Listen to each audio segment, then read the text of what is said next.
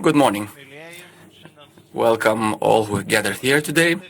We gathered to talk about strategy of success.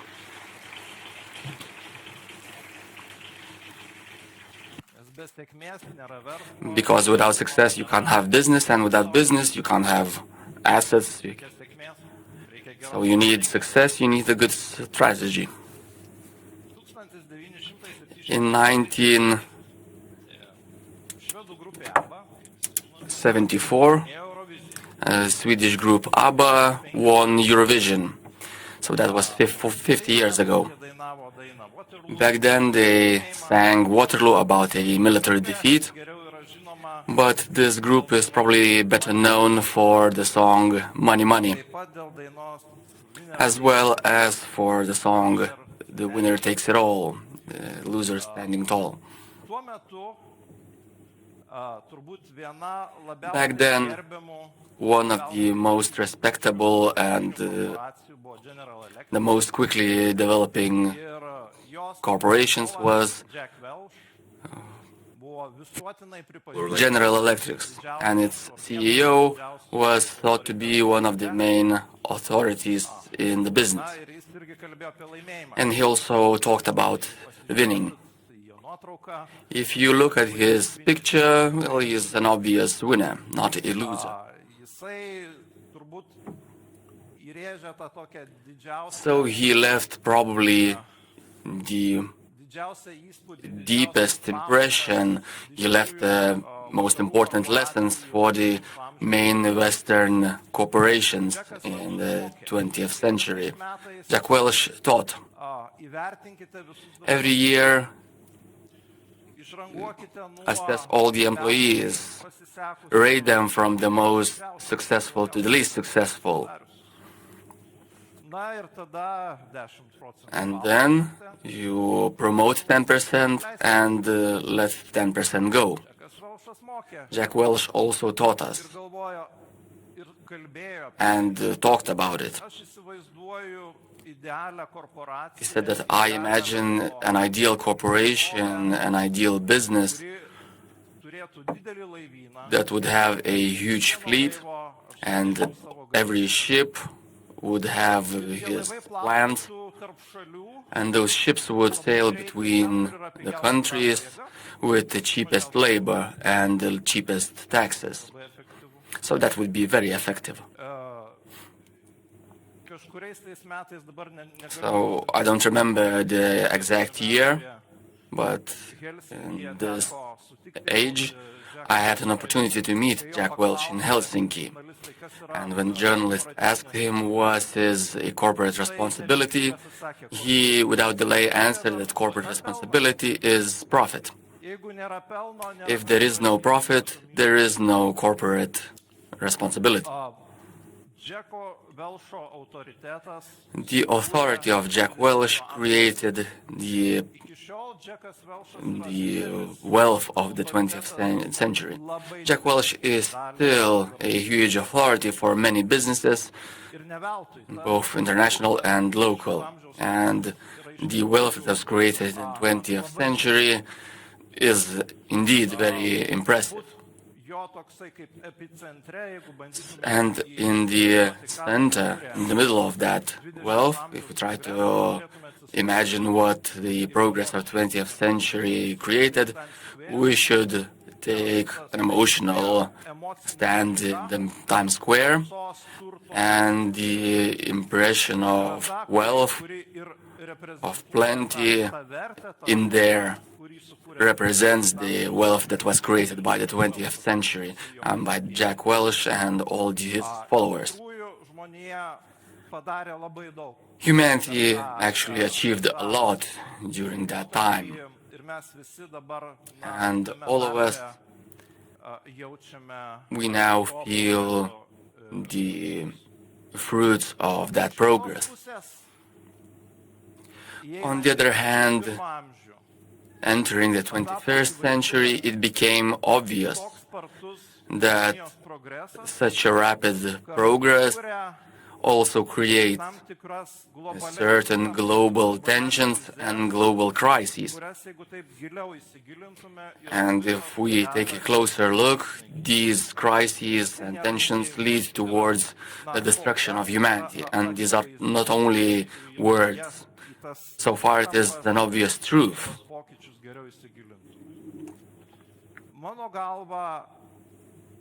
In my opinion, currently there are three main global challenges for humanity, and all three of them lead towards an extinction of humanity as a life form. First of those challenges is climate change. A lot of people already understand it. We've been talking about it a lot. It's a well-known topic. Parallel challenge, which is happening at the same time, is quite rapid separation between two civilizations, democratic civilization and authoritarian civilization. And this division is happening with a strong armament race based on the modern technologies. And if in 20th century humanity stood at the brink of the abyss of self-destruction by nuclear means, and it found a model to balance out this risk through threat, the weapons of new generation, which are based on robots, on AI, those new weapons still have no answer how to solve these issues, these threats. So the third challenge that humanity is facing, and that we are only now beginning to talk about, is related with the technologies created by humans. Well, with the fact that we are not sure that these technologies won't lead to humanity being non-competitive and slave to those technologies. So far, we only see the first signs where an AI might lead to, together with robotics. But it's obvious that this global challenge will have to be dealt with by humanity. And so in the next 2, 3, 4 decades, we are entering a time of huge tensions and unknowability, as well as the rapidly hastening crises. That's why the business schools, the economists and business leaders that created the wealth of the 20th century, that created the business success of the 20th century, they already understand and are beginning to talk about the need to transform a lot of things, a lot of truths that in the past seemed to be very effective and seemed to be the only recipe for humanity. So we began asking, what is this success and this victory? If this winning leads towards increase of pain and suffering in the world and unavoidable destruction, are there other recipes that could help governments and individuals as well as businesses? Because the business is an engine of economy and of life. So could these recipes help them transform to continue creating wealth, but would allow the world to have a future? And so a word, sustainability, appeared. The idea of sustainability, first of all, in the academic world. The discussions with the business world began. And we might talk about a publication by Michael Porter, who is known to be one of the best-known strategy theoreticians, who created the terms competitive advantage, competitive strategy, the value chain analysis, and the strategy based on these chain values. So he published his first publication with his colleagues talking about shared value, that successful businesses are the ones who are interested in a long-term sustainability and long-term survival, and that they have to look for business models that would create added value not only for themselves and for their shareholders, but for the wider environment as well. Because in other case, the corporations and businesses are too much focused on short-term profit, and if we multiply that by development speed and other factors, the value is siphoned from the future generations, and it destroys the future profit for those corporations. So these ideas developed further, and I would say that if we take a look at the marketing 50 years ago as an academic sphere,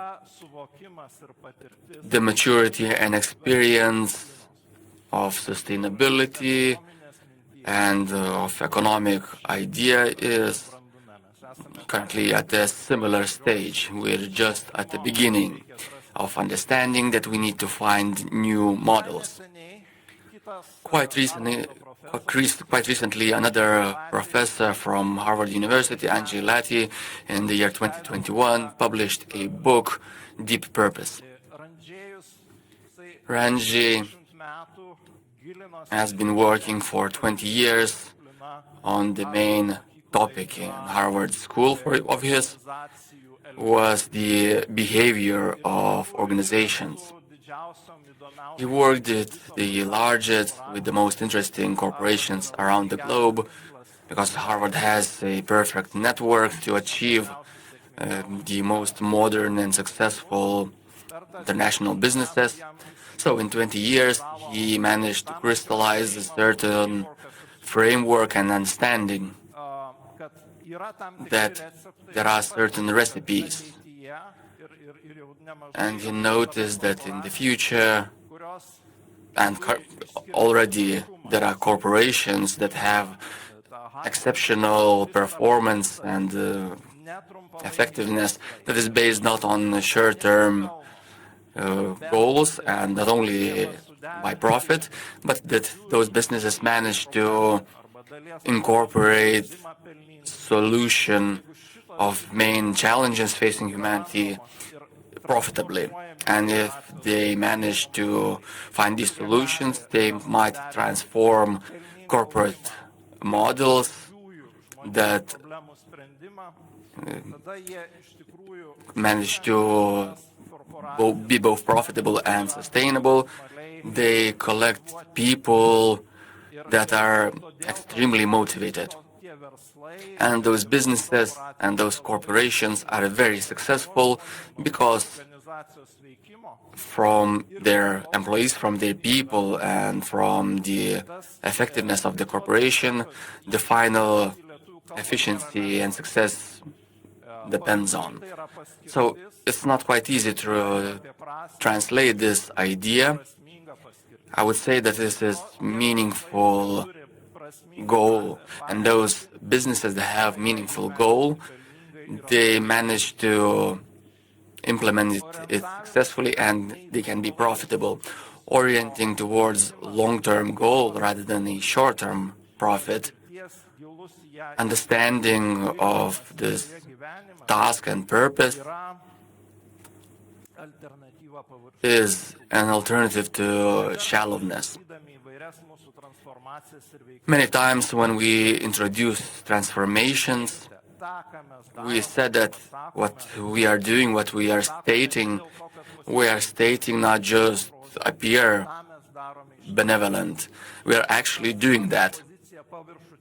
And this opposition to shallowness, to non-realistic image, this having of a very deep, very meaningful experience is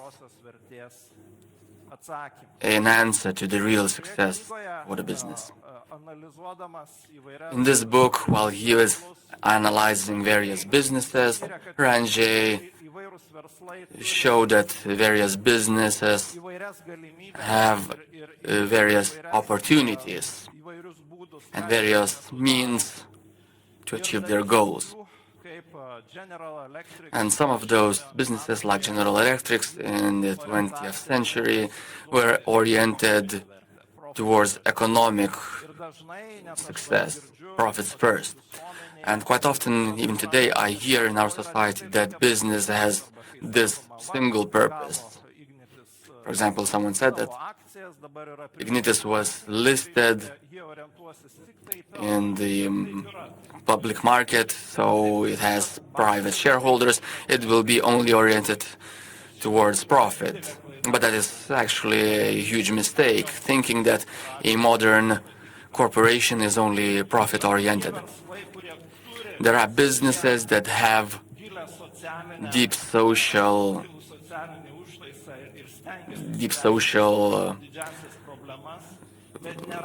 engine, but they don't manage to find an economic model how to achieve a sustainable profit. And there comes a term, Good Samaritan, that you try a lot, but in the final stage you go bankrupt or disappear, or change your scope and change your orientation, because that business has to be supported by the government or charity. Of course, there are some businesses that don't manage to achieve neither. But the most effective, the most successful corporations, the future corporations, in his opinion, are the ones that manage to balance out the purpose with the profit, to find economic models that are successful in this sense. When we are thinking of Ignitis Group, when we are thinking of what we are trying to achieve, what are the main challenges facing humanity and how they could be solved with our help, we are very close to what is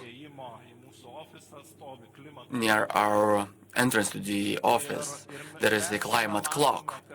And there we see that there's 6 years and 59 days left for humanity to pass those solutions and investments in order to avoid reaching 1.5 Celsius climate temperature change.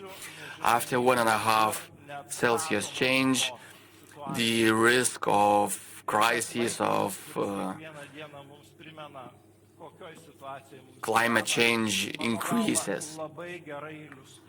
And I think that this clock is the perfect tool to illustrate what our deep purpose of our corporation could be. Because if we can't move our weight, carry out our task, in the bigger picture, everything else loses meaning. So when we were creating transition strategy, we were very diligent in asking ourselves once again, what is the most fundamental in Ignitis Group work? We are thinking about the present, about the future, and about our capabilities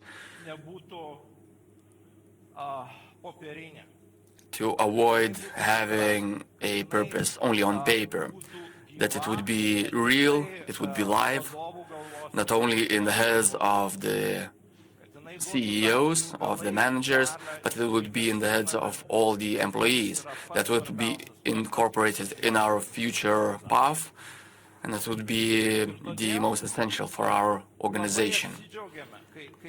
And that's why we were very glad to have found an understanding that looking for a solution for the climate change is in the center of our long-term purpose.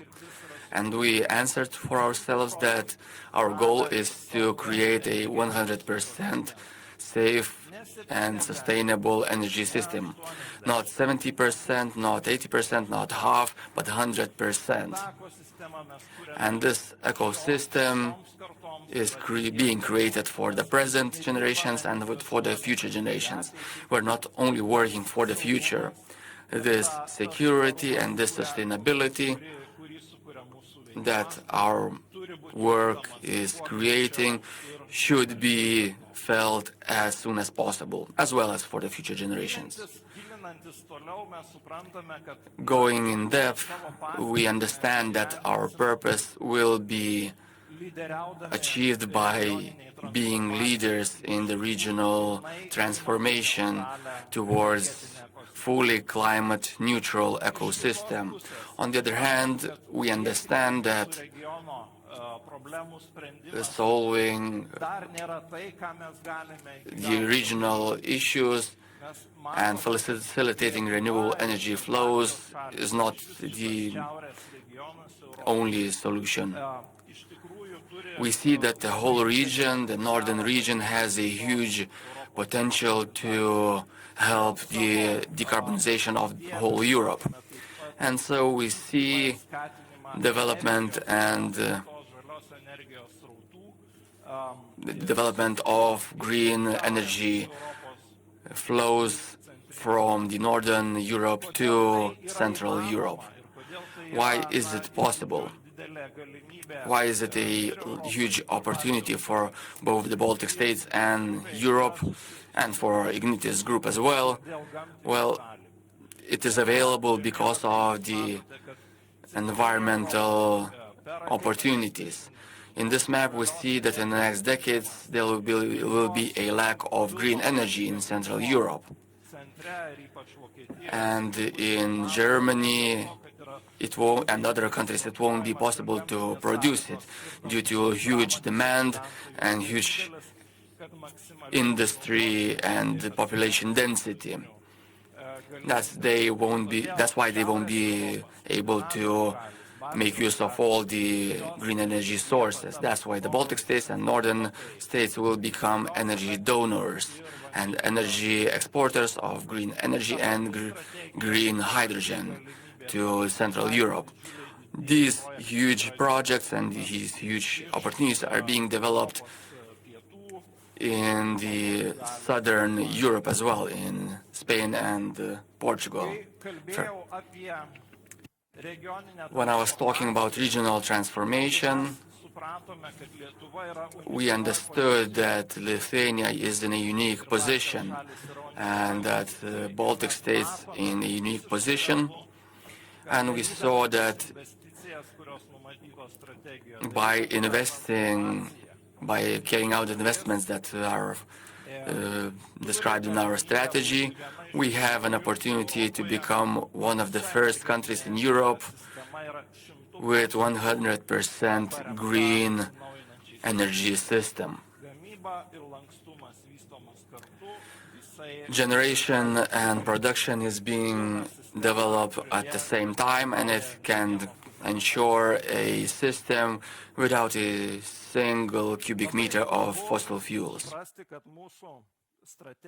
It is paramount to understand that our strategy and our purpose uses the word ecosystem knowingly. The strategies of the new generation that have sustainability in them, spine of sustainability, must analyze the environment and work strategically thinking not only of themselves, not only about the competition, but thinking about the ecosystem which many related countries take part in, who are in competition and in cooperation at the same time. And this new generation ecosystem will have many players producing and transporting green energy. And the main participants of this ecosystem will be, of course, industry, transport, buildings, and, of course, consumers. And our role, while analyzing strategy, we must understand what our role is in this ecosystem. And it is fairly obvious that because of our possibilities and our intellectual potential and investment potential and infrastructural potential, this new generation ecosystem, well, we are the power that can make it happen. It depends on us how this system will develop and whether it will be sustainable. We can't do anything, but we must see that it grows and evolves together. When we are looking at our main priorities in our strategy, we're looking at them from our point of view. Are these priorities and these investments really going towards what our deep purpose is? And here we have the main four priorities. The first one we know about fairly well: generate as much green production as possible, C generation, hybridization with ground energy in the whole region and on other markets as well. Then comes a second priority, which obviously will be no less important, and in the sense of the ecosystem, one of the most important for the further evolution. We called it flexibility. Speaking of unevenness of green production, we can see that there are the prices of zero and negative hours are increasing, and this feature of the market means that if we don't develop a lot of flexibility in the region, not only the investments of Ignitis, but the investment of all the participants of the market will stop, because we will reach a point of satiation, after which any additional turbine, wind turbine, or a solar panel will generate not profit but loss. So we must look towards flexibility together with production of generation of green energy. And we can see that for that we need three features. Short-term flexibility, which is achieved through batteries mostly. Mid-term flexibility, where we have a unique, probably the biggest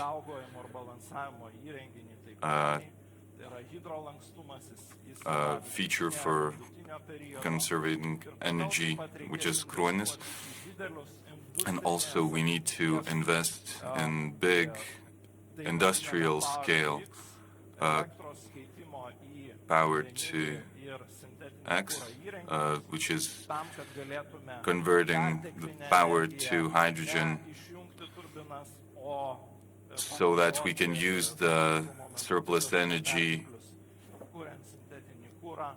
instead of turning off the turbines by creating synthetic fuel in order to export it or to use it for generation of electricity. So the second priority is a key point to answer the question how we can achieve 100% green and safe and independent energy system in this region. The third priority we are aiming towards consistently we understand that our business model, which is not only based on project development or only sales,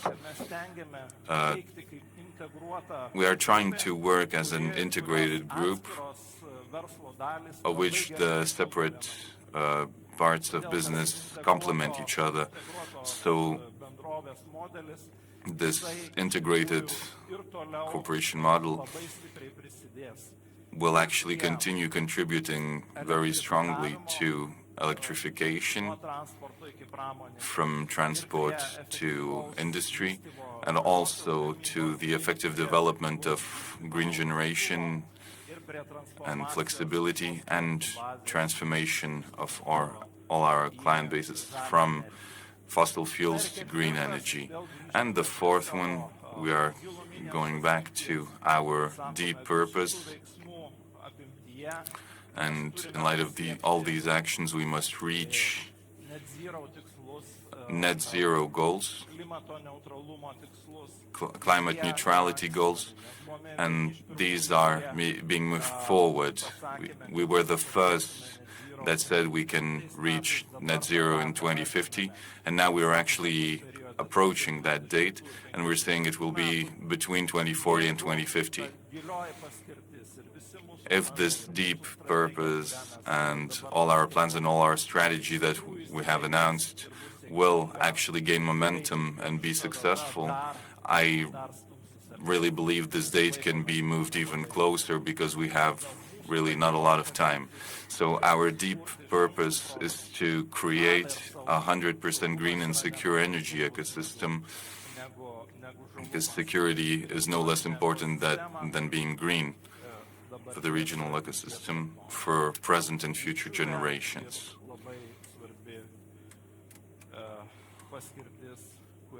A big and really important goal that we as managers have announced, and in which we really believe. We believe that it will also gain your heart, and you will start believing in it. And also we believe that the people and the talents that really believe in this will join us. And to end, we've talked about the goal of the company, but we're all people. If you have time, and if you wish to think about your purpose as an individual,